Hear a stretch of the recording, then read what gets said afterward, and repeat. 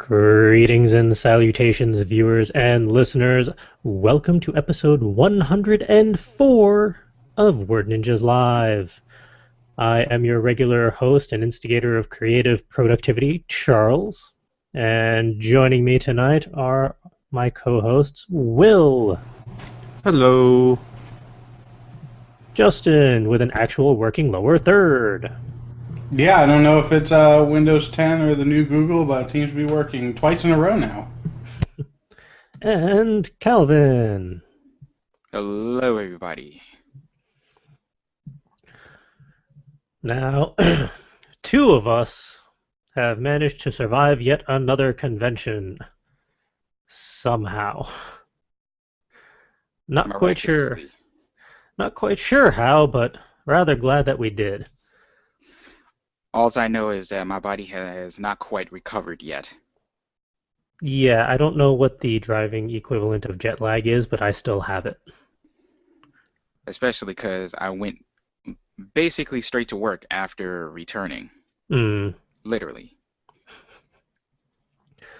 We wanted to do just a quick little convention review for AkaiCon, since it happened this past weekend. Let's see. Back to the show notes, because I forget what my notes were.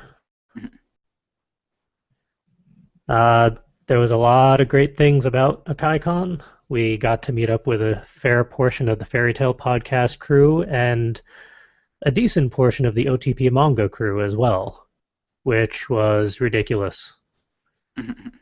But in a good way. The good kind of ridiculous. Yes. And it was dangerous in that you put a lot of creative people all together for an entire weekend, and some very interesting ideas come out of it. Which hopefully is a good thing. But we got a lot of interesting concepts that we get to play around with now. Oh, yeah. And I also got to test out my new camcorder setup, which I think works pretty well. I was kind of impressed with how well that camcorder could take just everything I threw at it. Yeah, I say you got a good one there, most definitely. So with a 32 gigabyte internal drive, we didn't even fill that up. There was still the two extra 64 gigs each and all that. But then again, I wasn't recording for an entire day. I would swap that out for my camera, which does not work as well. My camera is senile and does not like to take photos. Really?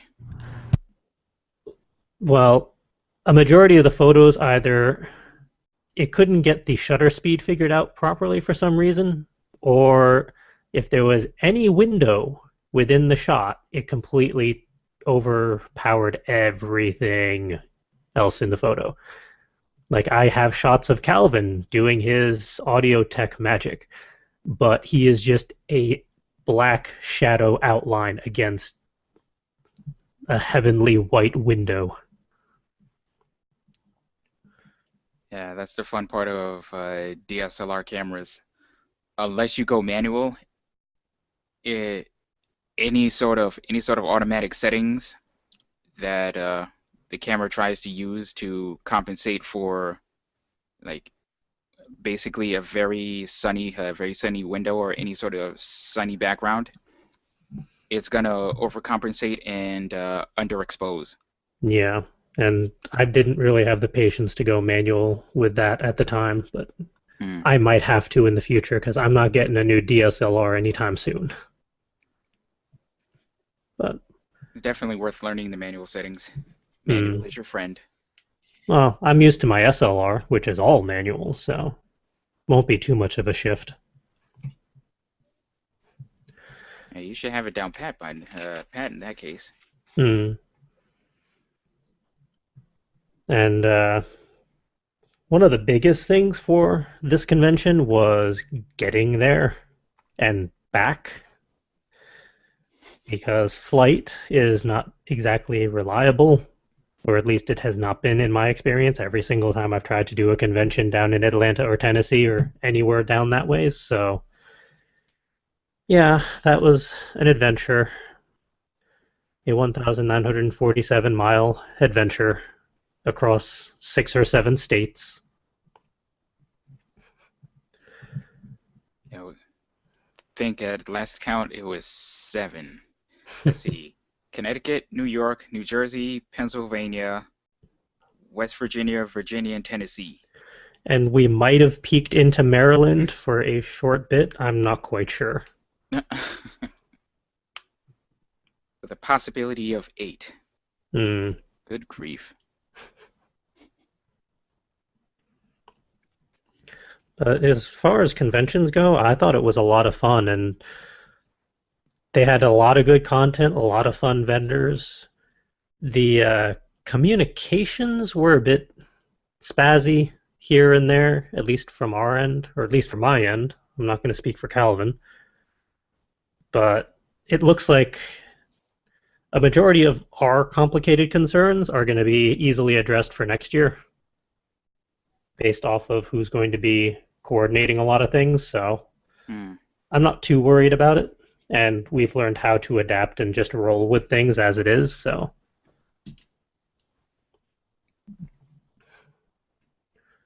what's your perspective on the convention, Calvin? I kind of feel like I was out of my element a little bit because one, I was in a completely different state, and two, I was probably like ungodly tired and exhausted from that drive. Yeah, another state, another time zone, even. Yeah, so it took a while to adjust and kind of get used to everything, and like it was also very overwhelming meeting everybody. Yeah, it's a very energetic group, but in a good way. More energy that I was willing to exert at the at the moment, at least until Saturday rolled around anyway. And I know Um, that Richie and his various crews, I think, had 7 or 8 panels altogether that weekend. yeah. So we were running around pretty regularly with them as well, just for that alone. Never mind having press badges. Mm. And for most conventions, I do my usual spiel of like stopping everyone I can to take a picture. But I don't know. I just I don't know. It just really felt off this time around, and I didn't take nearly as many pictures as I usually do. But I was able to flag a few people down, talk to some people. So the little socialization that I was able to muster up actually fared pretty well. So I was happy with that. Oh, there we go. The fun parts. There are plenty of fun parts. Sitting in on some of the panels, watching Richie like, go off on a tangent in person several times. I think every panel at least once, and I helped. Yep. Yeah, one thing we both learned about ourselves. Apparently, pink wigs seem to be our thing. You still wear it better than I do.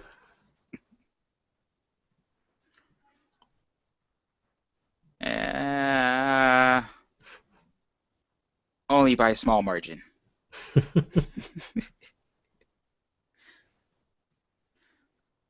But all in all, it was a really fun time, a really awesome convention, meeting everybody, meeting even more people outside of OTP and Fairy Tale Podcast,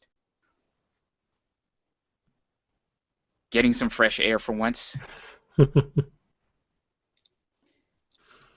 Like you don't realize like how great air can be until you leave New York for a few days, and then the second you set into Brooklyn, oh hey, it smells like hot garbage around here. Or just Manhattan. Yeah. That was an adventure and a half. Trying to get cross town. I made it. I only ran one red light because I didn't realize there was one right after a turn. Mm. Literally like 12 feet after the turn, there's a red light. Seeing as how it's Manhattan, I'm not terribly surprised. Neither am I in retrospect, but still, I'm I'm sure you weren't terribly pleased about that one. no. And I think next year, if we go, we'll try and space things out a little better so maybe we can actually see more of the area rather than just get to the hotel, crash, do convention, get back home, crash. It would be nice to fit in a little bit more. Yeah. Well, to be fair, we did make it to Zaxby's. True, and it was delicious, but it did not agree with my stomach even remotely. Okay, so it wasn't just me. No, no, that stuff tried to kill me, and I did not appreciate it.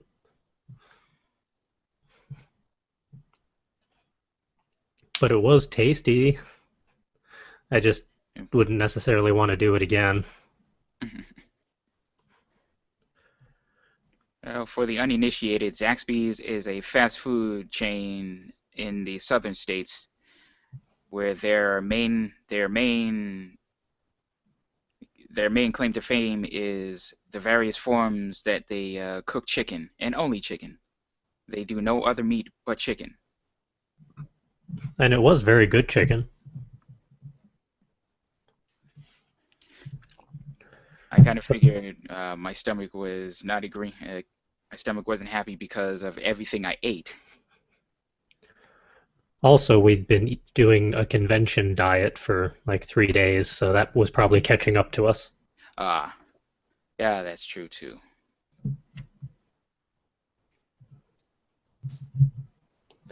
But yeah, overall, I think AkaiCon was a lot of fun. And it seemed to go over pretty well from at least my experiences and all the people I interacted with. The interaction with staff from my end was very minimal, so I didn't have to actually deal with any of the apparent complications or shenanigans, which is why I can't really speak much to that. Mm, But I wouldn't mind going back again next year. there. Hopefully by next year I will have a few more miles under my belt in terms of driving. And who knows, maybe we can kidnap someone else like Justin to go on a road trip with us. That sounds exciting, but also frightening and horrific. Mostly horrific. Well, we're both perfectly fine drivers.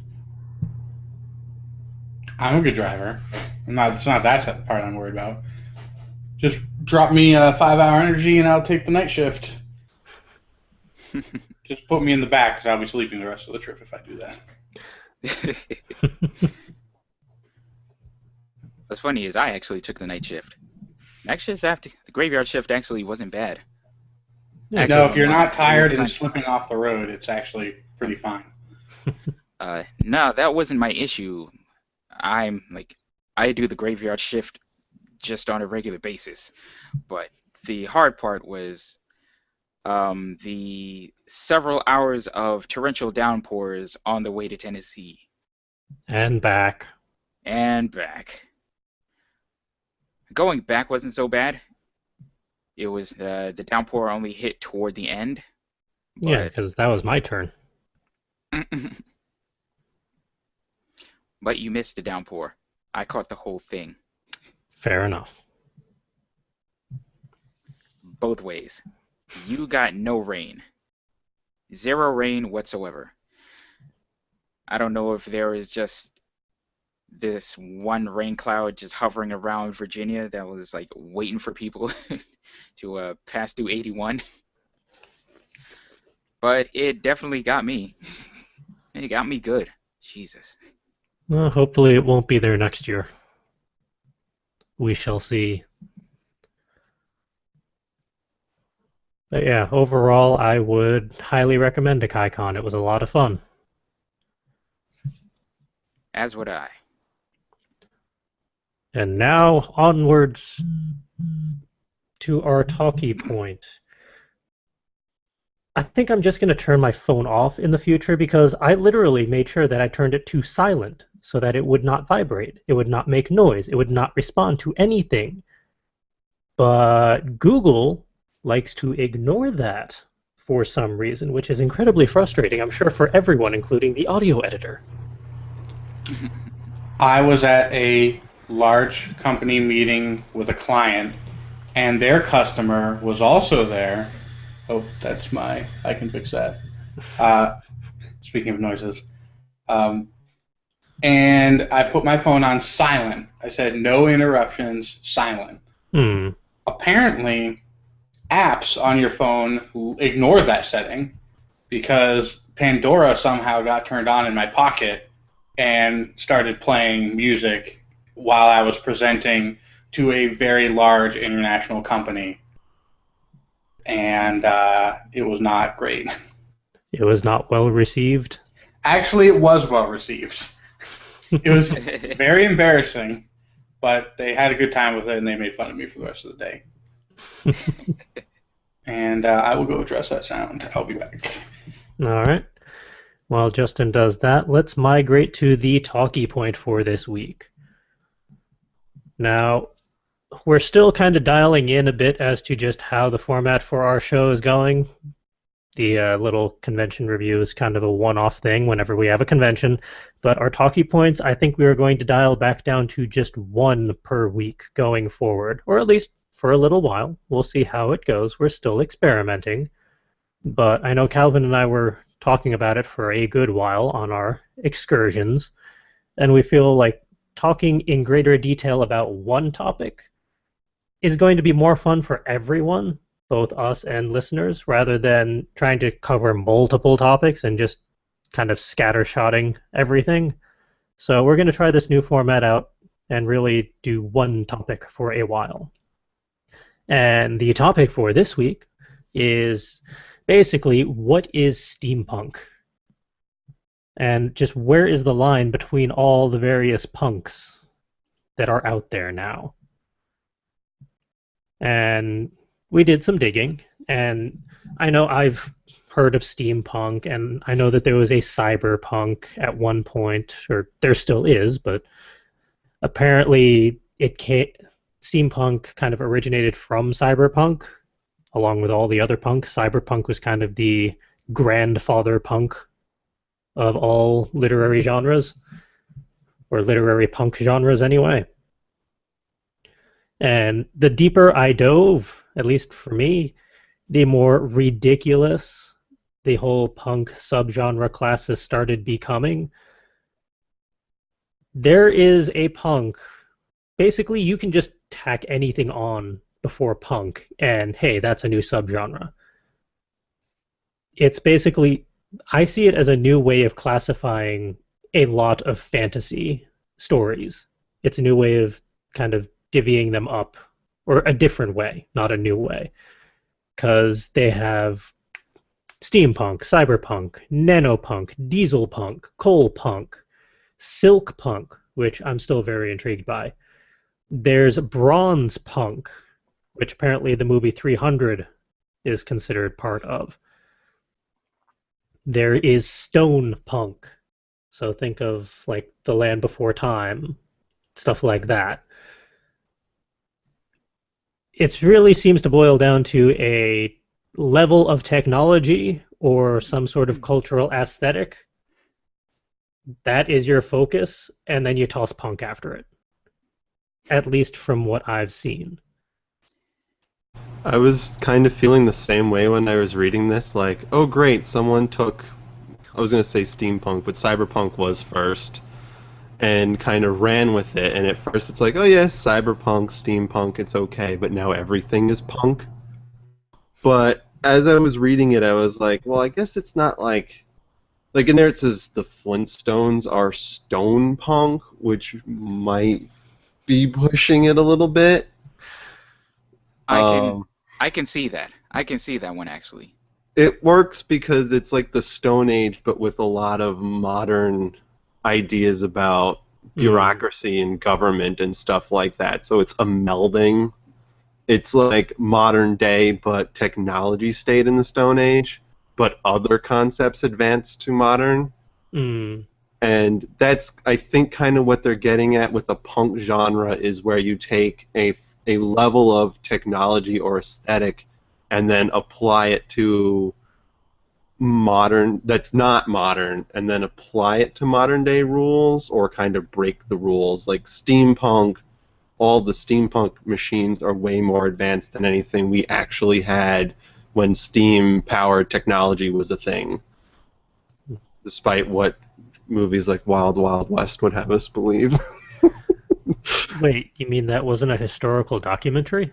I think they may have exaggerated a small amount. Aw. Just a little bit, a little bit. But I think I decided for the most part I'd allow it, considering people don't go crazy with it, as just kind of like a general subgenre thing of applying different aesthetics and technologies to a modern ideal or something like that. Like a modern day interpretation of the technology of the past. Right. Like, I can't attest to 300 being bronze punk because I never saw that movie. Cinematically, it was very impressive, but that In terms of was. I yeah, mean, in terms of yes, they punk had element. I'm sorry. No, go ahead. they had like bronze level weaponry, sort of, or at least bronze colored, really. I don't That think was their basically weapon. it. I don't think their weaponry was technically bronze. That would have been way too brittle for them. I'm pretty Yeah, sure they must have at weapons least had weren't made iron out by of that it point. would have been iron and then later steel. Yeah. I mean, they were bronze colored, but I don't think that's enough to really technically fit under the punk aesthetic in this stuff for what we're interpreting it as. Hmm. The one that's on this list, we have a bunch of lists in the podcast and the show notes, and one of them is cyberpunk derivatives from Wikipedia, and one of them is now punk, which basically says anything now. Now is now punk. That one made me sigh. That one's a little unnecessary. Stuff like the steampunk or diesel punk is interesting. It's like a variation of steampunk, only with Hmm. more, instead of steam powered technology, it's more of the diesel powered technology of around World War One, World War Two. Yeah. And I mean, a punk based off of the primary energy source, that I can feel is very easily, uh, you can very easily divvy those up. Because, I mean, coal is pretty stylized, diesel is pretty stylized. Steam, that has a little more leeway depending on how you create the steam. Same for the cyberpunk, that isn't really an energy so much as future tech. But Electricity. yeah, It sounds better than electricity punk. electropunk. Well, that sounds kind of cool. That actually sounds like a music genre. That's what I was thinking. Calvin, get on that. What's interesting about the Okay. difference between like the cyberpunk genre and the steampunk genre is that the steampunk genre implies or typically implies an alternative history based on technological advances. So the steampunk genre can technically exist, and be in modern day time. It's a matter of what technology was accepted and developed, and what actually, ran forward. That's why steampunk and diesel punk would be good in that sense. And it doesn't even necessarily have to be an energy source. It can be any, major technological advance. What is interesting is that cyberpunk is different in that it's typically based on future events where an alternative history doesn't really exist yet. So I think because of that, what you've gotten is a very loose definition of the term punk that can be applied to just about anything except historical nonfiction. Like what you said, how the idea of sword and sorcery is fading away, and now it's silk punk or any of the other various ones. Yeah, sword and sorcery is like the umbrella description for a lot of stories. Sort of like it's fantasy, and then like sword and sorcery is a little smaller, and then inside sword and sorcery there's 50 billion punks now vying for attention, which would be an interesting plot within itself, but that's besides the point. But yeah, all the resources that we pulled from are linked in the show notes for this episode if you want to get lost amidst Wikipedia and a few other websites that we found to try and explain steampunk and the various other punks. One of the proposed cyberpunk derivatives made me upset just by how ridiculous it sounded, dreampunk, which is one of the last ones, but when they reference an example as Lewis Carroll's Alice in Wonderland, I can kind of see how that would work, because it really does have dream logic to it. So even the more ridiculous ones, or ones that feel like a stretch, there are writers that can actually write to that derivative style, I think. Which is very interesting, considering there's some pretty weird derivatives. I think the one thing that hurts my head is the idea of taking literature that already exists, that already has a genre, like Alice in Wonderland, which I believe is just fantasy, I suppose, or just general fiction, and taking something like that and then trying to add it to a newly defined genre, like dreampunk. I don't know, that feels weird, maybe forced. Like you're just trying to have a big name to identify your genre as legitimate and not just something you're making up to fit into, fit in. It's like, oh yeah, I write dreampunk, and people are like, what's dreampunk? So you can't go, like, Alice in Wonderland was dreampunk, and everyone knows Alice in Wonderland. I wonder what the Lovecraftian mythos would fall under. I think Lovecraftian has become its own genre now, too. But if people try to shoehorn previous works into new punks, it's inevitable. Nightmare punk. That would work.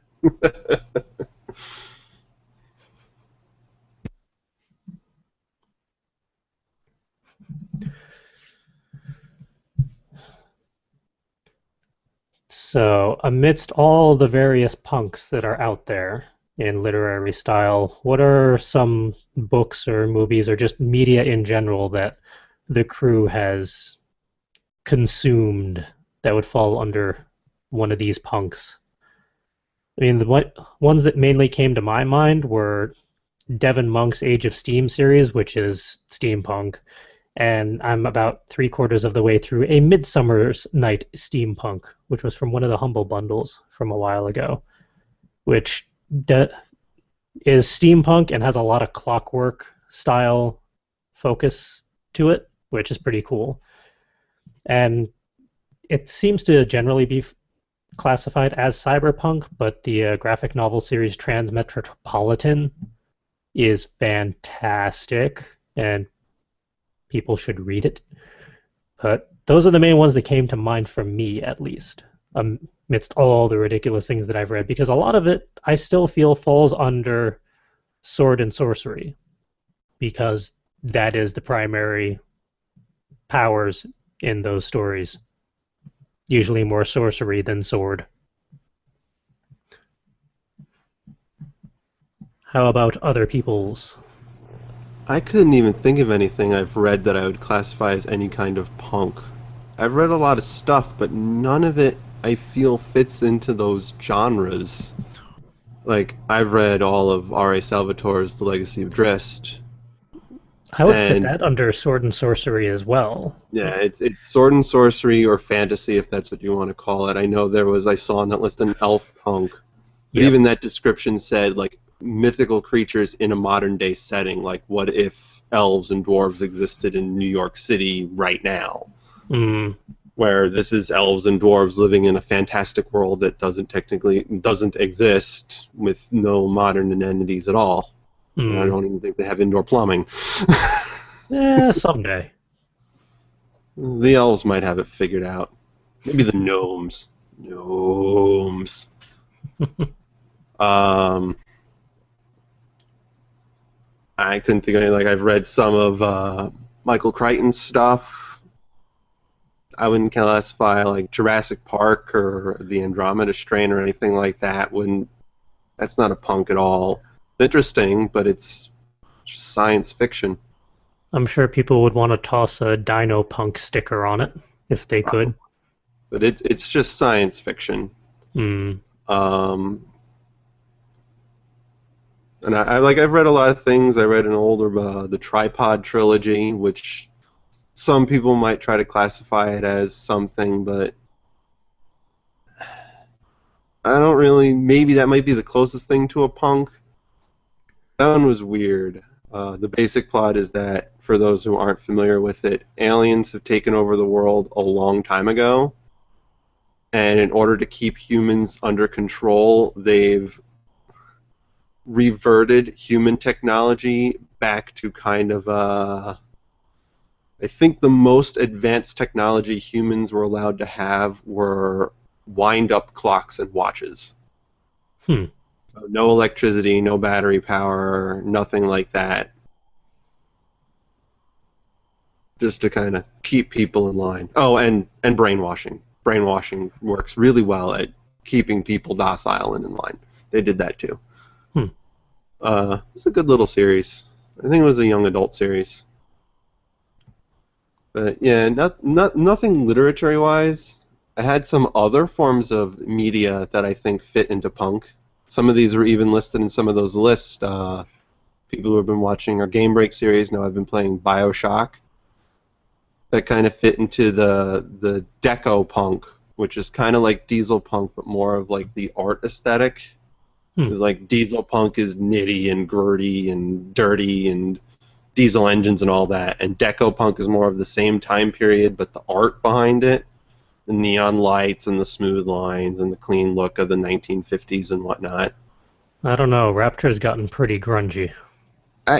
Every time I go through it and I see the worn out places and in my mind I see I try to see what this place looked like before it fell apart.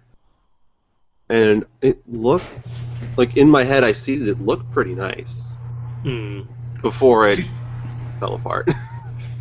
Speaking of falling apart, do you think the punk in all of these, subgenres imply sort of a dystopia? One of the definitions in our list defined, I forget if it was cyberpunk or steampunk, the two parts, and they did have a specific definition for what made it punk, but now I don't remember which link it was and I couldn't find it again. Maybe that's what it is, because the cyberpunk books that I'm reading are very much dystopian in nature. It did say something about being dystopian, breaking off, rebelling against, basically being a punk. Yeah, whether you're the rebels fighting against the Imperials or uh, breaking away from society. I think that has to be considered to be Yeah. a punk genre. It also fits again with BioShock because Rapture is very dystopian at this point, or just very post-apocalyptic in a way. Hmm. Uh, Fallout was on their list as Atom Punk, which makes sense. As everything's more kind of nuclear powered and energy powered, but also has kind of a 1950s Cold War aesthetic to it. Yeah. I put Fable 3 down because it had a bit of diesel punk. I originally thought steampunk, but I guess diesel makes more sense. Not really as a main theme in the background, but kind of a back theme because it was very Industrial Revolution era for that world in Fable 3. But it was definitely very early Industrial Revolution. There was a lot of like, what do we do with all this waste and runoff? And hey, we have indoor plumbing now, but we don't know where to dump it. And hey, children are small and nimble. Let's have them work in factories in really dangerous conditions. That's fine. That's fine. And for movies, for steampunk, Steam Boy. Yeah. I couldn't think of any books I've read that fit into any punk genres. How about the rest of the crew? Right now, I'm currently reading a series of books called the Ware series.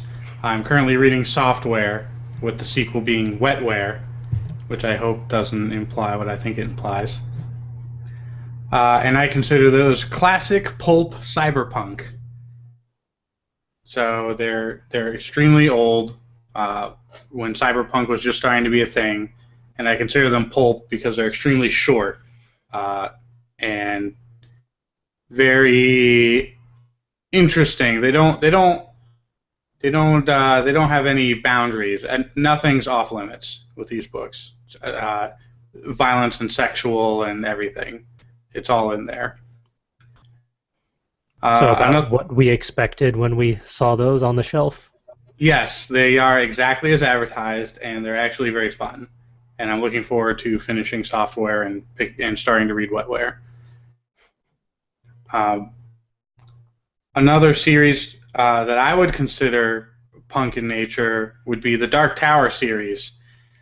However, I think that it visits so many different genres depending on which part of the world of Endworld they're in, and they even like snap back into current day New York and jump into the past somewhat. That I decided to call it meta punk because I hear you can just throw the word meta onto anything and then it means all the things, and self-referencing, which I think the Dark Tower series, if any book can be considered self-referencing, it would be this one. And then sort of as a joke, for when Will was talking about video games, I added Super Meat Boy. I would consider meat punk, where the alternative dystopian future is everyone's made of meat, and the world is filled with saw blades and grinders and exposed poisonous needles. I wonder if we would then have Battle Block Theater as block punk. I don't see why not. It has to be dystopian nature, though. It's pretty well. I don't think VVVV would count.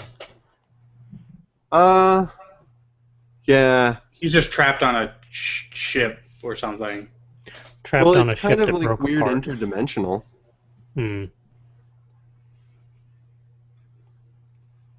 But dimensional punk sounds weird.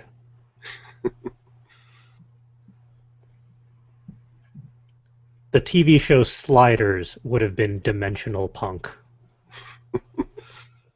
Only in certain episodes because they weren't always in a dystopian world. True.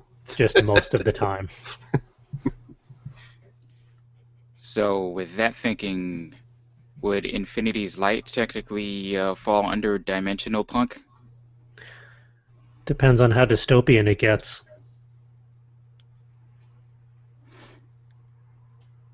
Well, I believe you've read further in the chapters than I have, so you would probably know better.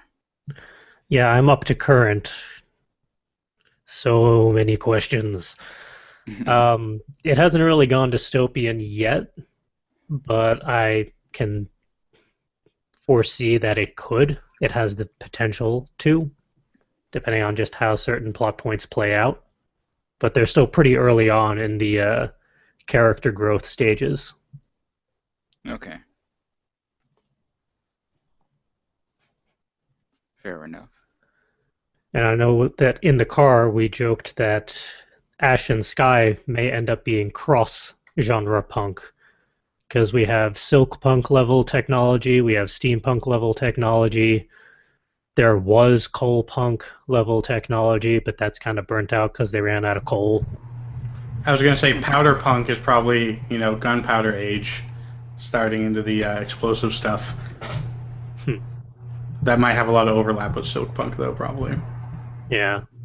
And I know there's also going to be some solar powered stuff, but I'm not quite sure how that's going to fit in yet. It's still in the works. But it is. Imagining solar-powered suits of armor and weapons. You never know. Nighttime is the safest time. That's when everyone goes to the burlesque tea shop to hide in safety. Well, none of the guns work during the night, so. But at least it's environmentally friendly. True. Does that mean we can have a wind punk that's wind powered too? Yeah, that was going to be part of the Sky Pirates. They figured out they've kind of mastered air compression somehow. The sky's the limits, really. Mm-hmm. And to our viewers and listeners out there, what is your definition of steampunk or any other punk style genre that you happen to appreciate? And what have you read or watched or played in that genre or style? Post in the comments. Let us know. Continue the conversation. I actually have somewhat of a definition for steampunk. Well, an explanation more so from the author that actually coined steampunk, K.W. Jeter. I've been reading Infernal Devices as of late. Excuse me. And he spoke in pseudo length about how the term steampunk came about. I'll just read a quick this one paragraph here. He went on a lot about it, and it was really interesting. So anybody who's interested in reading it, I suggest you go purchase Infernal Devices. Really damn good book so far.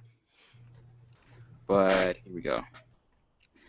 My coining back in 1987 of the word steampunk originally might have been more of a humorous jab at a tendency going around those days of labeling any two genre writers with more in common than bipedal locomotion as the insert word here punk movement.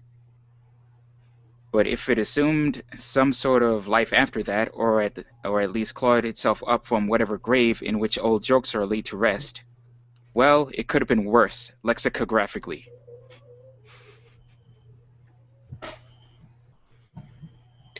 Well put.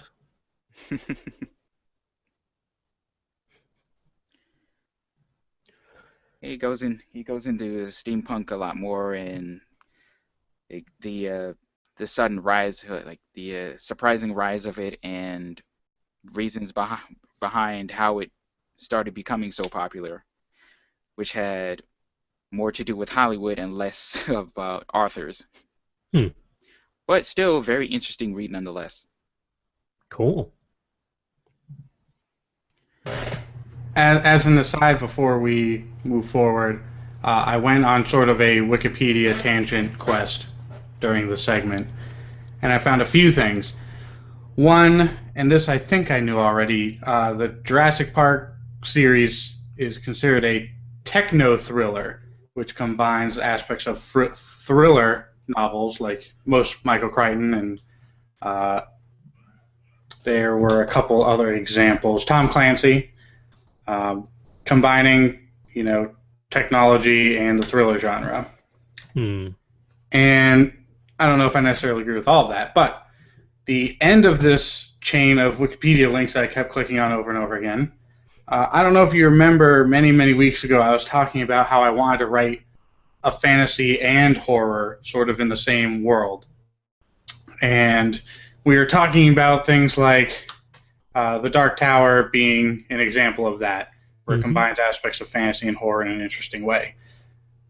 Well, it turns out that dark fantasy is an existing subgenre, where some of them focus more on the horror side and some focus more on the fantasy side. And there's actually a pretty decently referenced Wikipedia article of books that I should probably get into and read. For example, they mention Neil Gaiman's The Sandman as a horror-based dark fantasy. Anne Rice's Vampire Chronicles. There ends up being a lot of monster killing other people based stuff there. But on the fantasy side of things, there's just sort of more, typical sword and sorcery and high fantasy, but with darker, more dreary elements in it. One might even say Game of Thrones could fall under that. But they consider H.P. Lovecraft under the dark fantasy genre. I mean, this is just according to the Wikipedia article, so don't take this with a grain of salt. Some of the Clive Barker novels, Fairy Tale, and then they list a bunch of games like the Diablo franchise and Dragon Age, which is sort of fantasy with adult and sometimes violent themes and horror elements. Interesting. I was happy to find a genre that I can actually probably do some research and maybe read some of these books. I've been meaning to read Sandman, and it's about time I go ahead and do that. Oh, it's a fun series. I think you'd be able to appreciate a lot of it.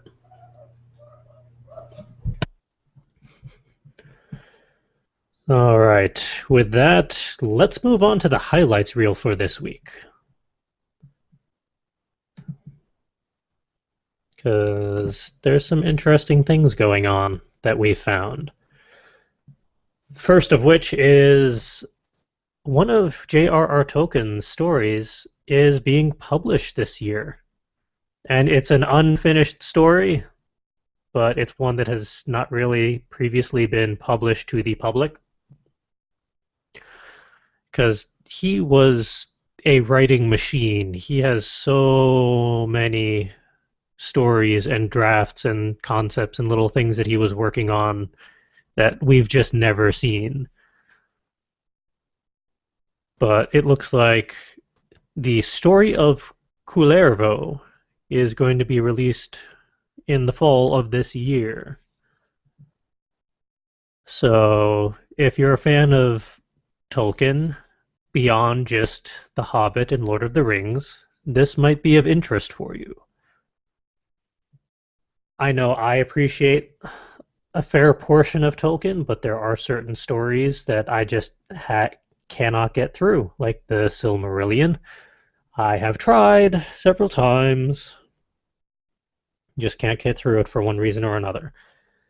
So if they ever do a movie series of the Silmarillion, I would happily pay to see that in its 20 installments that they would eventually have to make.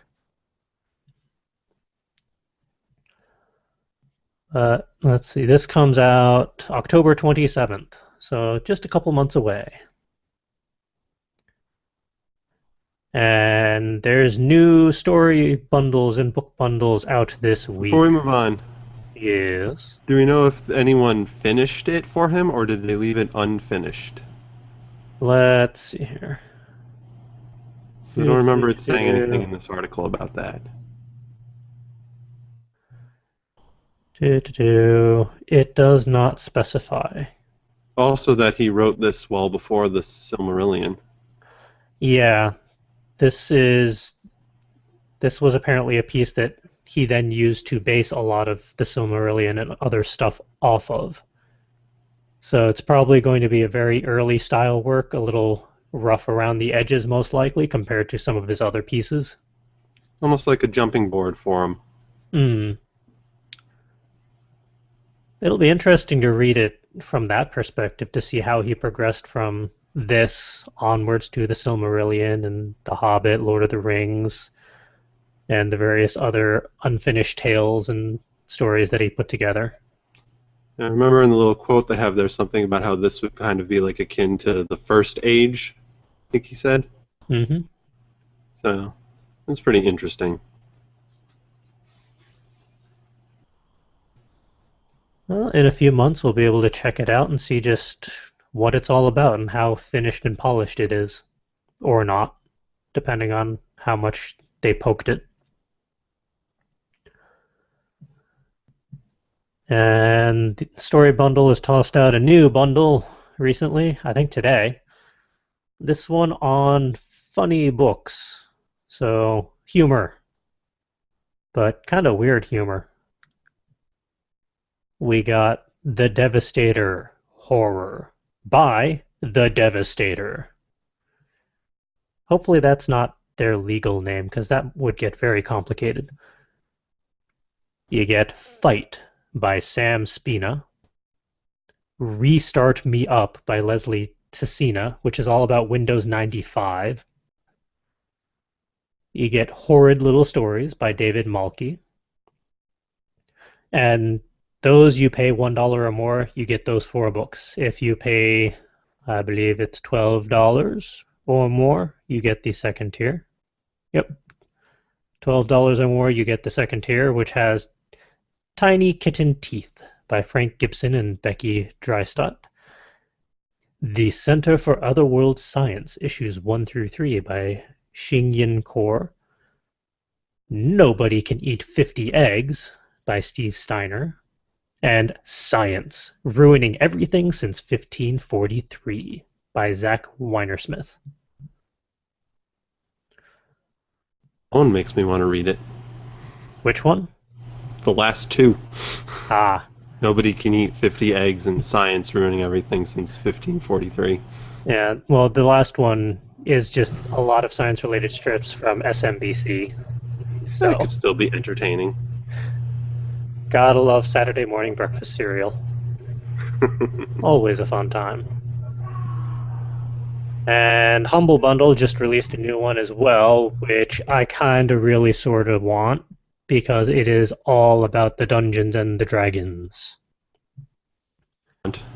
Very fantasy. Yes. This is not elf punk. No. Though I have 2 of the books on the overall list already. But similar to Story Bundle, the first row you pay $1 or more. Then you get 5 books in this case. If you pay the average, which changes depending on when you're looking at it. At the moment, it is $9.88. You get the second tier, and they add more throughout the time. Or you can go all out and pay $12 and get the first 2 tiers and the third tier. Let's see. The first tier, which is $1 and up, is Dungeons and Dragons: The Legend of Drizzt, Volume 1, Homeland. So the book Homeland in graphic novel form. You'd also get Dungeons and Dragons: Legends of Baldur's Gate. You'd also get Dungeons and Dragons Volume 1, Shadow Plague. And then just Dungeons and Dragons Volume 2 and Dungeons and Dragons Volume 3. For $1, you could get all 5 of those. If you were to pay the average price, you'd also get Dungeons and Dragons: The Legend of Drizzt, Neverwinter Tales, which is my favorite part of that entire ridiculously long series at this point, because that's the first one that I got to read. You get Dungeons and Dragons: Forgotten Realms Volume 1, and then Forgotten Realms Classics Volume 1, Forgotten Realms Classics Volume 2, and Dungeons and Dragons Cutter, and then more comics as they add them throughout this week and next. And 13 days altogether, so the next 2 weeks.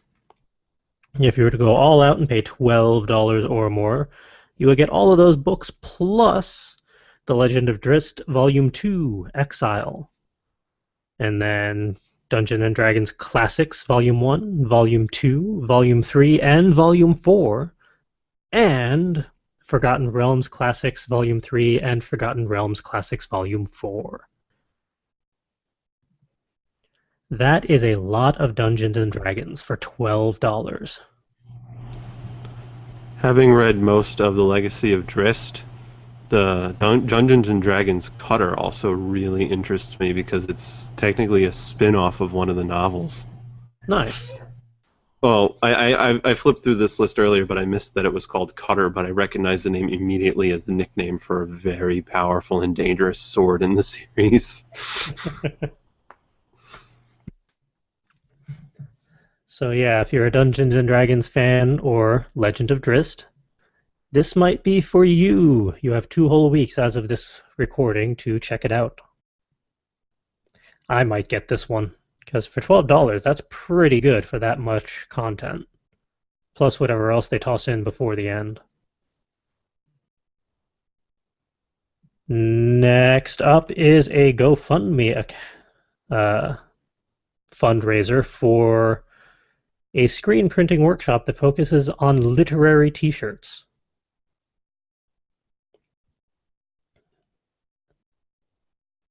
And they're very close to actually hitting their goal at the moment, 235 out of 300.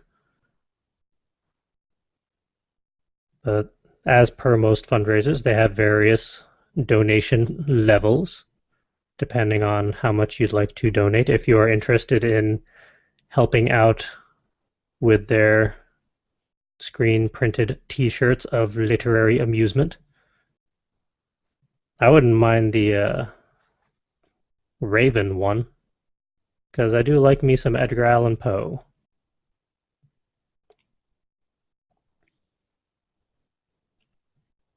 And the link for this one is in the show notes, of course, and it's gofundme.com/Mariana Sierra.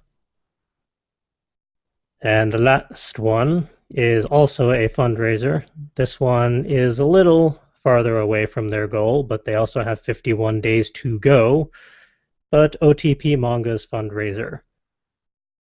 I'm going to kind of be poking and pimping this one for a couple episodes worth because we recently pitched the Ashen Sky visual novel for the manga adaptation, so we're becoming even more involved with them.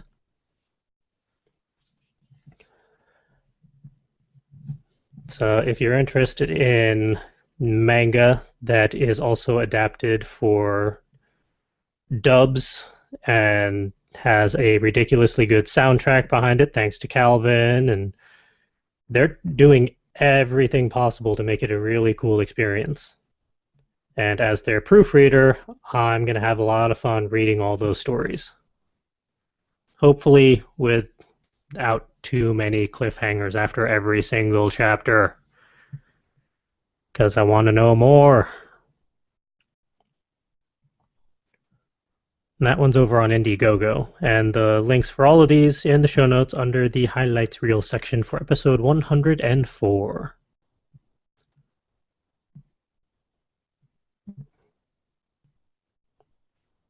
And with that, onwards to where's the show notes? The Productivity and Inspiration Station, where we get to talk about our various highlights and what we've done over the past week. I know it was already mentioned, but we survived AkaiCon 2015. That is an accomplishment, considering travel. And while on that travel, I managed to figure out several character profiles for Ashen Sky. And as I said before, pitched it to OTP Manga for the potential manga adaptation. Probably get that solidified more by the end of this month and into next month, so we'll have more to talk about that then. Can I just take a moment to chuckle at the fact that you pronounced manga 2 different ways in one sentence? Oh, and Richie's not editing this anymore, so he can't cringe. You went, I pitched it to OTP Manga for the manga adaptation. Sometimes I do that on purpose, sometimes I really don't. And I don't even realize it until people call me out on it. I'd imagine you do it on purpose around Richie a lot more often, huh? Mainly because at this point I keep forgetting which one's the actual proper pronunciation because I use them interchangeably so often. It's probably technically manga, Hmm. but the American accent would probably have us going manga because it's so close to like mango. That's probably why I say OTP manga, because that's how I've heard that name pronounced. Hmm. But whenever I talk about manga, that's how I hear it pronounced. That's how most normal Americans pronounce it, even if it's not the proper Japanese pronunciation, because we're American. It's our American accent. Hmm. Yeah, most words that have ang are pronounced ang. In America. Anger, anger, angle, mangoes. Onger. That does sound weird. Yeah. So next time Richie gives you trouble about it, just tell him that it's my English Burger. accent. You're just gonna have to deal with it. I'm an American, damn it. That's my Connecticut accent. Deal with it. Exactly.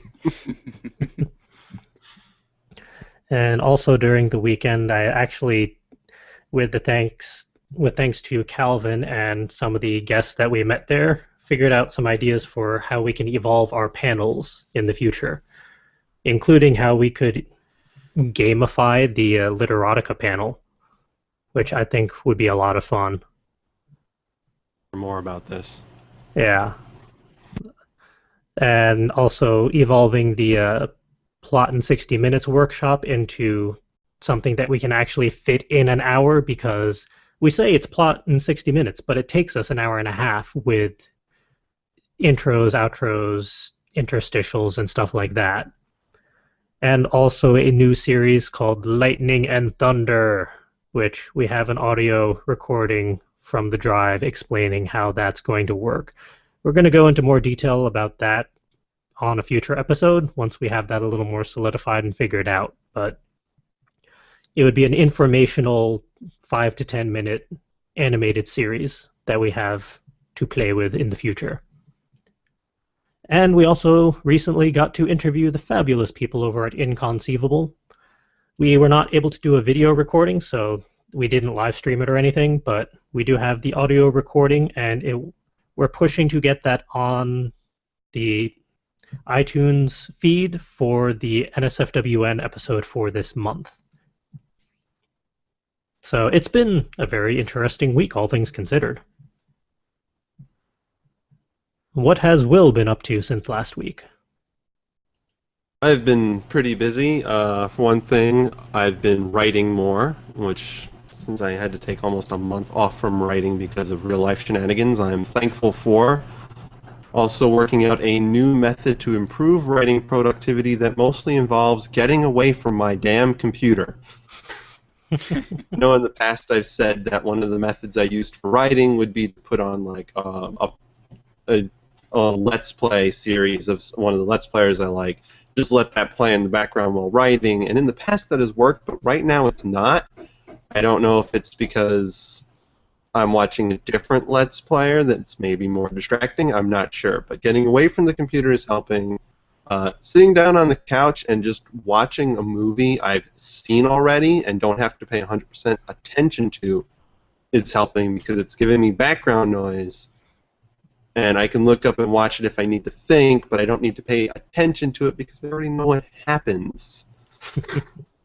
Netflix is almost my friend if it had the movies I actually wanted to watch available for streaming.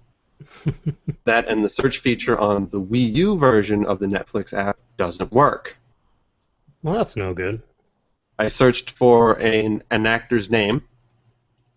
It brought his name and had a quick list of movies they had with him in it, with a button to view more, so I can better see all the movies. Click on that, and it just gives me a blank page. I go back. It has the actor still, but it says there are no movies for him.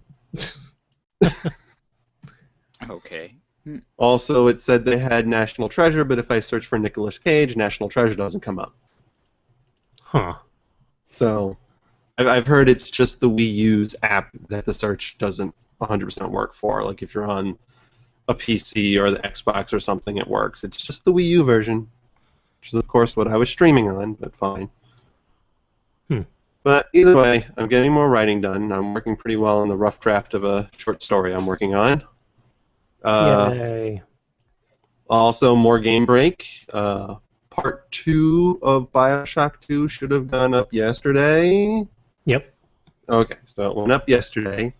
I'm still fine-tuning, editing things, but I'm figuring out a flow for how to get the new system to work. And it definitely takes more time than the previous system, but I'm streamlining it as much as I can. And I'm liking the end results. There's still a few things that I might be able to do, might not be able to do in Movie Studio 13. I got to play around with that, mostly involving sound levels. They're good right now, but I feel like they could be better. As long as I can make them better without it taking forever to do. Also, I may have to talk to Calvin about rendering rates. Just some side questions, but I'll save that for off the air. And I had inspiration for a dangerous crossover, which is appropriate because I mentioned mentioned these things before. But a while back, I got to wondering, what if Bioshock and Fallout took place in the same universe? I don't have anything fleshed out. I'm going to put it out there and let anyone who's interested play with it as they see fit. But what if, hypothetically, Rapture was co-funded by Vault-Tec as an experimental underwater vault with aid from Andrew Ryan's funding, and it was his idea, but he pitched it to Vault-Tec, or works for Vault-Tec. That would be dangerous. And I'll leave that vague idea, that vague hypothetical out there, and anyone can play with it as they see fit, if they're any familiar with Bioshock, or Fallout, or both, or neither. I'd be intrigued by the It's like a bonus muse food. Yeah, it's kind of like a little bonus muse food I had in my head. The concept of being able to use plasmids in the wasteland. That would be fun. It got me thinking because, like, Bioshock, Rapture was in its prime in the 1950s. Like, in the game, it fell. Like, the first major event that caused its downfall was the New Year's Eve 1959. And basically all through 1959 was when it fell down. And then in Bioshock 1, we first show up in 1960. And I know Fallout technically takes place like in the year 22 whatever, but everything kind of has a 1950s aesthetic. So I could see it, because they both have the same aesthetic. If you wanted to play around with dates, you could make it work. And I think it would be interesting to mix plasmids, and you could also take Fallout robots and put them in Rapture. Pretty easily. And then give them plasmids. Just don't give the behemoths or Deathclaws plasmids. You could have underwater Deathclaws. No, thank you. But that was that was for the inspiration. I'm inspiring everybody with that idea. I was inspired, and I'm sharing the inspiration.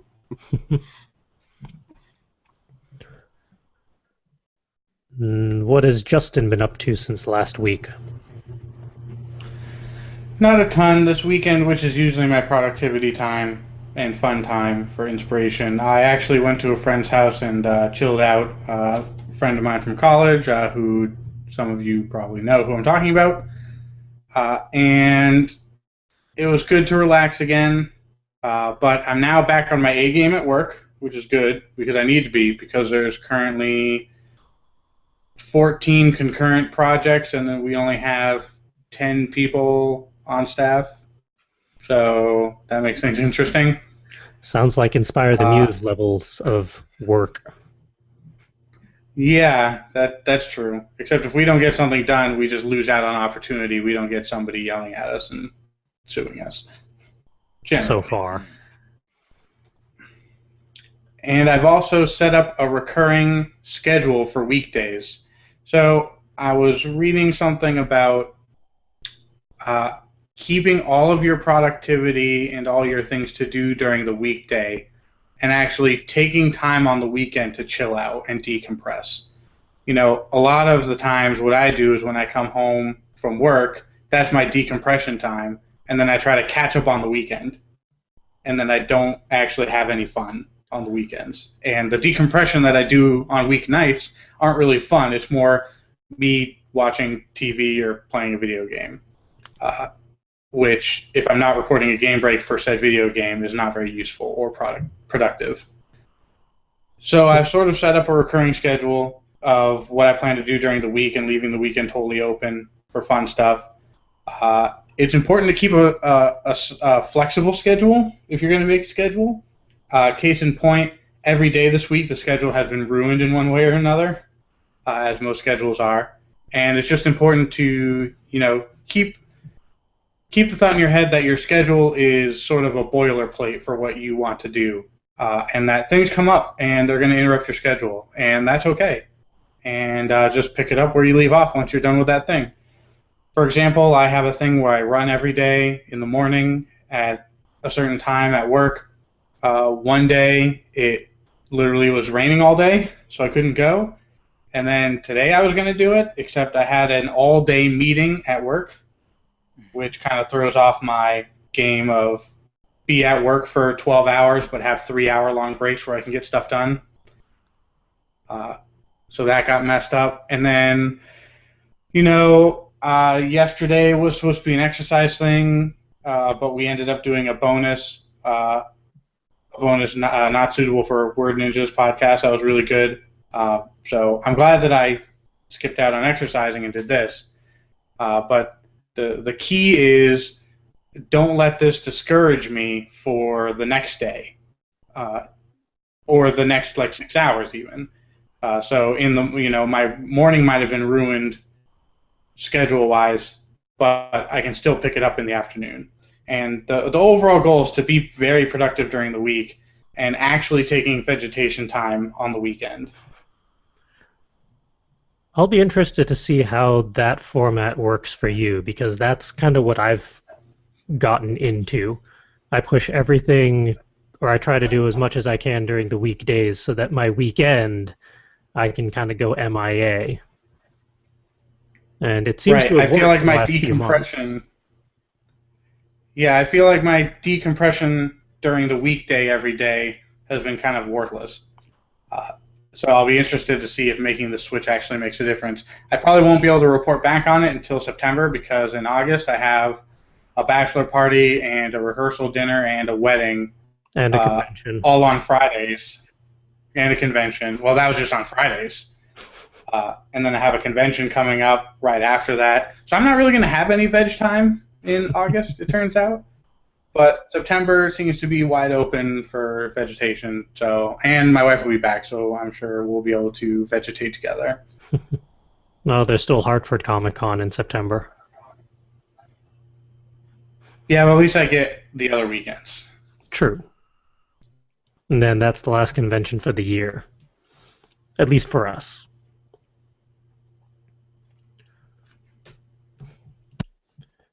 What has Kelvin been up to since last Wednesday? A lot of the same things that you were up to last weekend. Yeah, a bit of an overlap. But other than that, I don't know, just kind of vegged out. I'm still kind of recovering from the weekend, so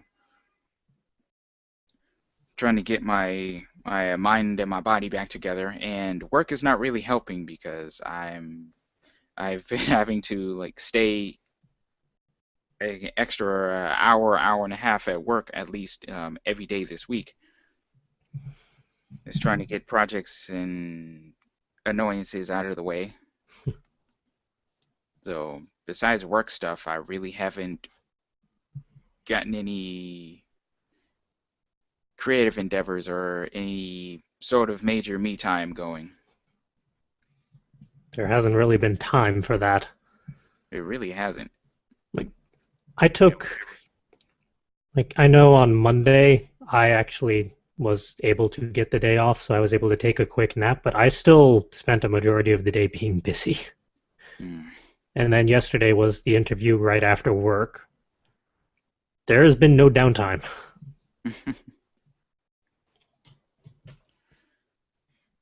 Whatever downtime there happens to be has been spent sleeping Yeah.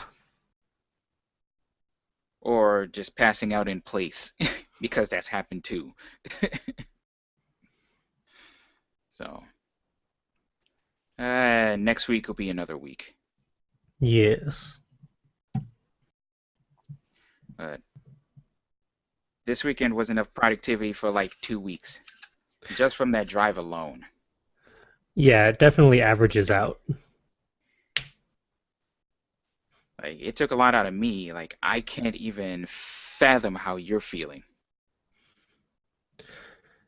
It hasn't fully hit me, and it's probably not going to until I finally just sit down and relax, which unfortunately isn't probably going to be until Saturday, so that's just going to be unfortunate, but Mm. because there's stuff that needs to happen tomorrow. I need to be on for Friday for various things that I don't want to talk about on air. And then maybe Saturday I get to decompress. Gotcha. Maybe. Possibly. Probably not. Mm.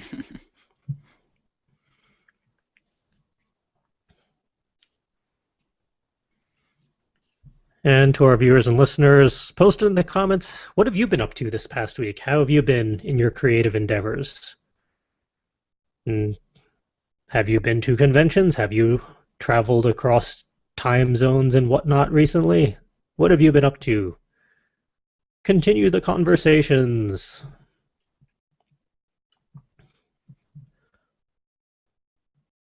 Although I have a feeling that whoever is running the OTP manga account at the moment will have similar things to say compared to us, since they're currently popping in and out with comments. All right, next up, events. In like 3 weeks, 2.5 weeks, somewhere around there, is Inconceivable in Northampton, Massachusetts. And you'll get to hear some of the things that they're planning and really excited for in the Not Suitable for Word Ninjas podcast episode coming out like Saturday or Sunday. It's close. It's going to be a quick turnaround for Will, unfortunately, to put that together. I'll get it done. I'm really You can do excited it. for this one. And they've released the event schedule a while ago, and I took a peek at that today and figured out the ones that I really want to check out. And there's another half dozen I wouldn't mind at least peeking into. And we also have Hartford Comic Con in September over in Hartford, Connecticut. And I'm effectively giving up on us getting press access there. So I'm just going to say at this point officially we're all attending as vendors because that is confirmed. But beyond that, it is what it is. We'll make the most of it as our last convention for the year. And we are already confirmed for EuroMiniCon 2016 in January. That one is in Meriden, Connecticut. And ConnectiCon 2016, which is also in Hartford, Connecticut. That's not until July of next year. And I tossed AkaiCon 2016 tentatively, since that's still a good ways out and anything can happen. So we'll see how that goes. And with that, hey, that's a full show. That's all we got for this week. Thank you, everyone, for joining us for episode 104. If we have entertained you in any way, shape, or form over the last hour and a half, subscribe to the YouTube channel. You can watch, comment, and thumbs up all of the various episodes and videos and shenanigans that we put up. If you're curious about convention stuff that we've done, I know AkaiCon stuff is probably going to go up either late this week or next, because we managed to get a few recordings and stuff. So keep an eye out for that. We also have the ongoing Game Break series. We have Muse Food posts on Saturdays. We have book reviews when we can put them up. And we are putting together some other stuff and segments and content for you all. So subscribe so you can be told when we're putting out new shiny things. If you want to talk to us via social media, we're over on Twitter at FCWordNinja, on Tumblr, fcwordninja.tumblr.com, and Facebook, facebook.com/fullcoveragewriters. Feel free to converse with us, talk to us, ask us questions that you want us to pose on the show for future talkie points, or if there's interesting news articles or fundraisers or anything shiny on the internet that you'd like us to look into, by all means, send us a link, let us know, and we'll put it on a future episode. If you want to help fund our various crazy shenanigans and help us get to conventions in different time zones, check out the Etsy store, etsy.com/shop/fullcoveragewriters, where we have all of our various shiny baubles. So you don't have to necessarily make it to one of the conventions we're at. You can just go to the Etsy store and grab something right there, and we'll send it right over to you. And with that, if you want to find me for whatever reason, it's going to be tricky because I'm still running around like a headless chicken most of the time. But your best bet is still personal Tumblr, fancypantswolf.tumblr.com. Where can people track down Will? You can usually find me on my personal Tumblr page at darkhom.tumblr.com. That is spelled DARKHOM.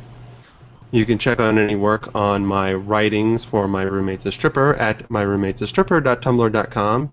And you can help support my own personal writings over at patreon.com/darkhom. And how about Justin?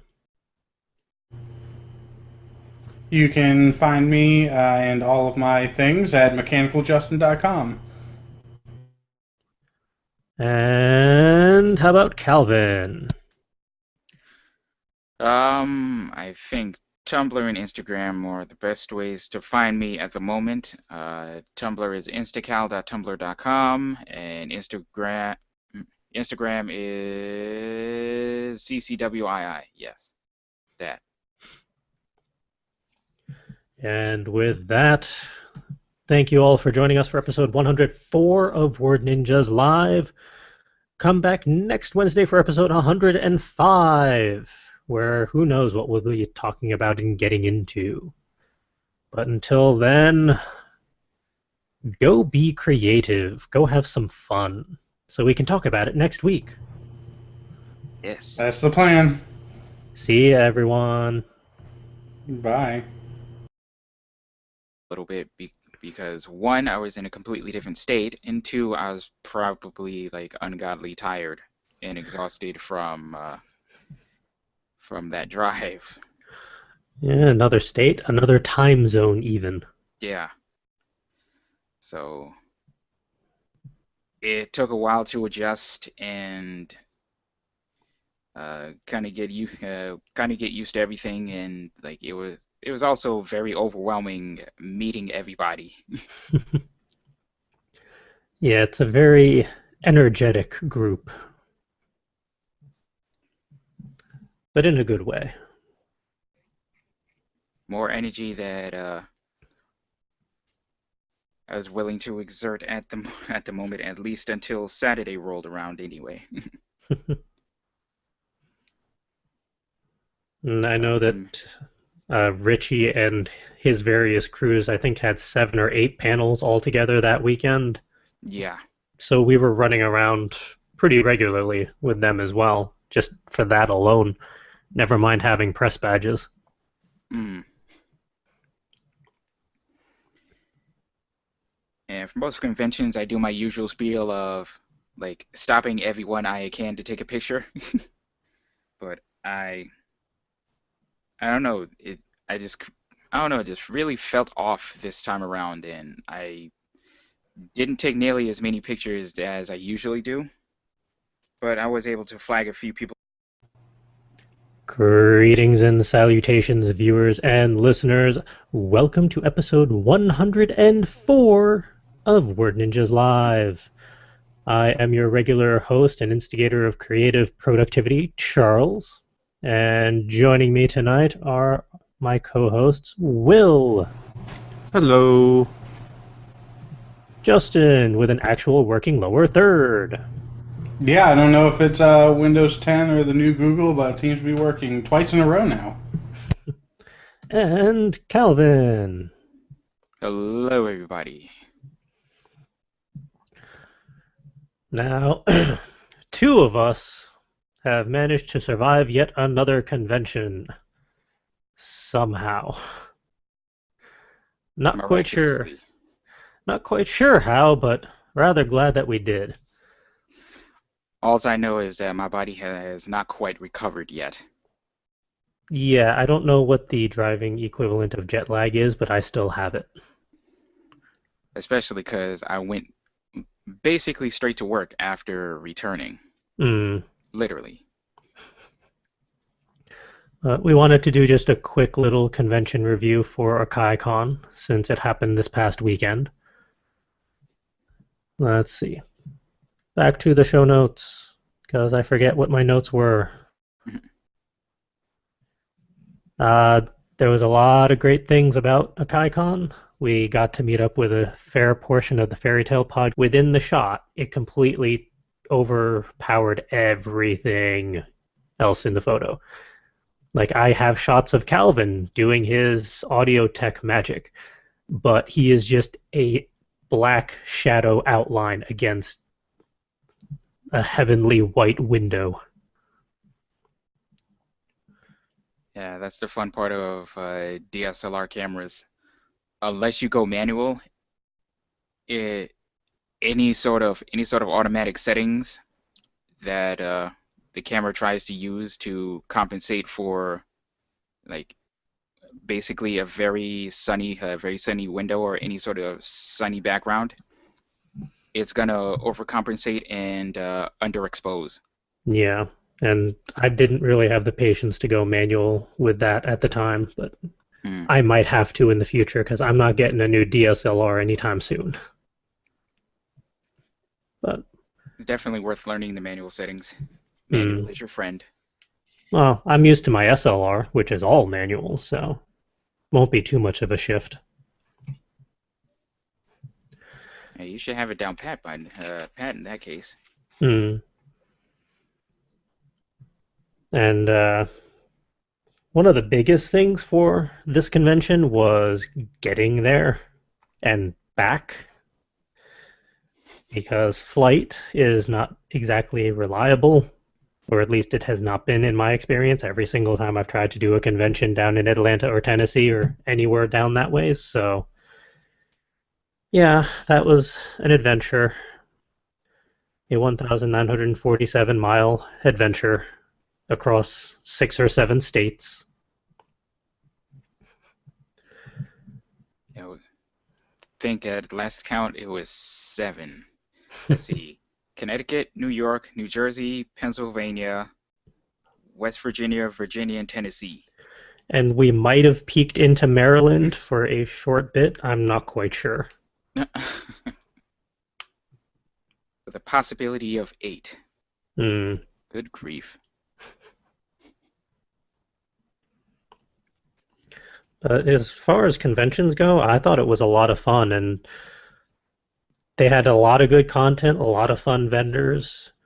The communications were a bit spazzy here and there, at least from our end, or at least from my end. I'm not going to speak for Calvin. But it looks like a majority of our complicated concerns are going to be easily addressed for next year, based off of who's going to be coordinating a lot of things. So I'm not too worried about it, and we've learned how to adapt and just roll with things as it is. So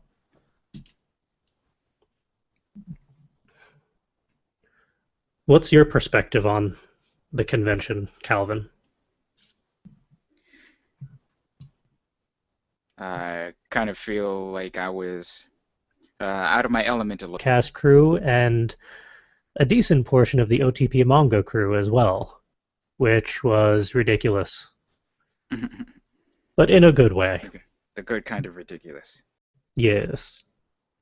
And it was dangerous in that you put a lot of creative people all together for an entire weekend, and some very interesting ideas come out of it.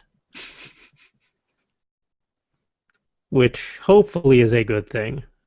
But we got a lot of interesting concepts that we get to play around with now. Oh, yeah.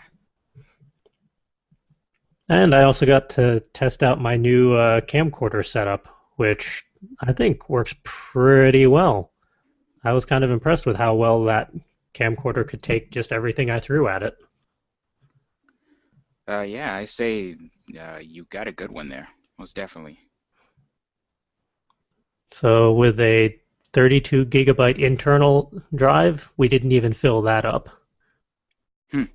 There was still the two extra 64 gigs each and all that. But then again, I wasn't recording for an entire day. I would swap that out for my camera, which does not work as well. My camera is senile and does not like to take photos. Really? Well, a majority of the photos either it couldn't get the shutter speed figured out properly for some reason, or if there was any window